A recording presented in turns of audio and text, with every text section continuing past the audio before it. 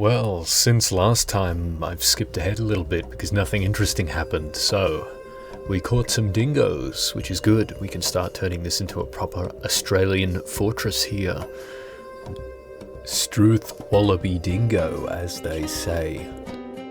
We just decided to dig out new offices and dining rooms for the manager and move them downstairs. We had herds of wild boars, giant wild boars passing through. Apparently a group of hogs is called a passel or a team. A group of swine is called a sounder. A group of boars is called a singular, which is really strange. It just doesn't sound right. I prefer a troop, so I'm going to use that. They travelled through and we caught some, which is good. We've been training those up, or Mestos has, which is good. And the merchants who came were scared off by a giant mantis which is patrolling around constantly. Apparently they can fly in this game. Maybe they can in real life too, I'm not sure. I just didn't think they had wings. Anyway, there was that, and also a giant skunk which one of the merchants beat to death with their copper mace.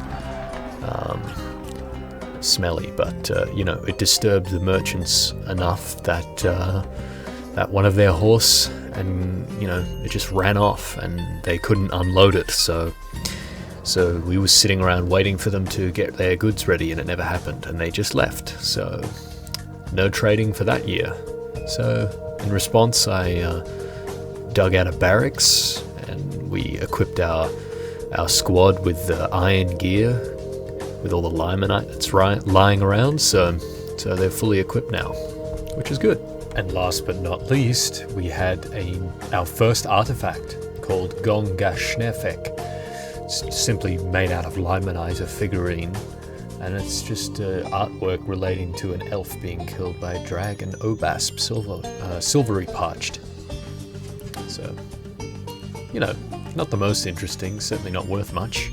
Now we're just going to designate this to be dug out. We need a space to pasture our boars, giant boars, though they don't actually need to be pastured. I'd just like to keep them near the entrance for defense, And while we're at it, I'm placing these cages of falcon men, which we caught earlier. We have to watch the skies now. And we're going to be using them as live training later down the line. As much as I like them, they remind me of Brian Blessed from Flash Gordon. Oh, well, who wants to live forever?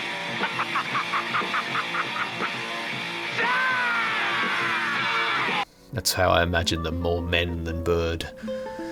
Anyway, we're just training our dwarves now. And while that's going on, we've just pastured these giant boars, and they're being trained by Mestos, our animal trainer, who I've started to grow quite fond of, as have the animals, and he's starting to form bonds with all of the animals. Let's take a look at him. He is Mestos Clobber Machine. He is prone to flights of fancy. He has developed empathy, high kinesthetic sense, he's greedy, zany, and he's swayed by emotions. And this is his bonded giant armadillo who loves playing zoomies with the cat. She just runs around the fortress. It's quite cute. So it seems like everyone is growing quite fond of her.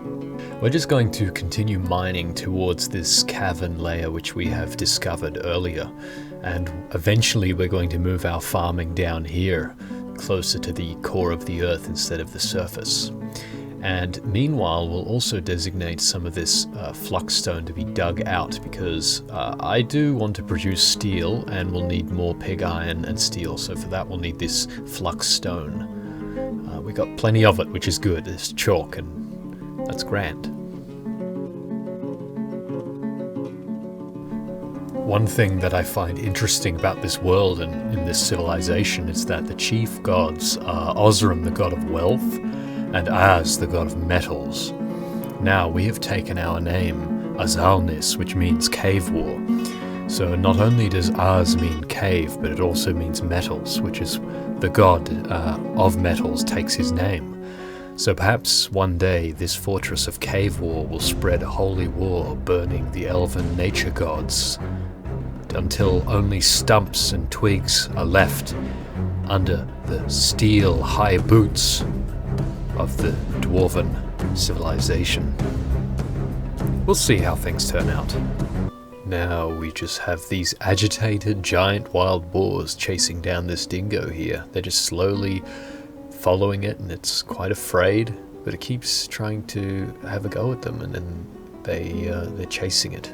They're very interested in following it. We're going to have to do something about this. It was about this time that I thought I discovered a pattern in the agitation of these giant creatures, and that in spring and summer in this savage biome there seems to be far more agitated creatures than normal. Gather round, men. Here we have the military just assembling now to face off against these boars before they hurt anyone. And there's Cole! Be ready to kill. Strike true with your axes. These giant beasts must be slain.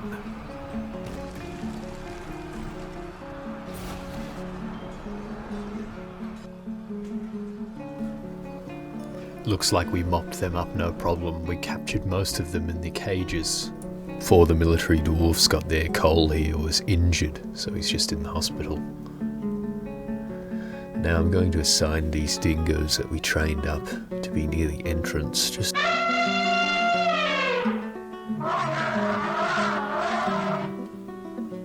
And it looks like the giant elephants have returned, though spite stops and spattered castles are not among them. These ones seem not to be agitated, but frightened of us, or at least of flying critters. But that doesn't mean we shouldn't be cautious.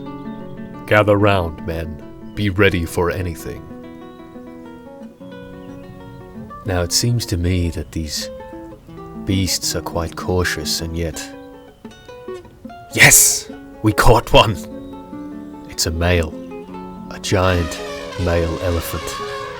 Now, can we catch another one? Here come the rest of the herd. They're gathering around. Loyal beasts. They're just standing there watching the cage. And we got another one. A female. Excellent. We can start preparations of the breeding program immediately. They're brave beasts, loyal, staying by the cages of their friends. It is hard to say what they are thinking.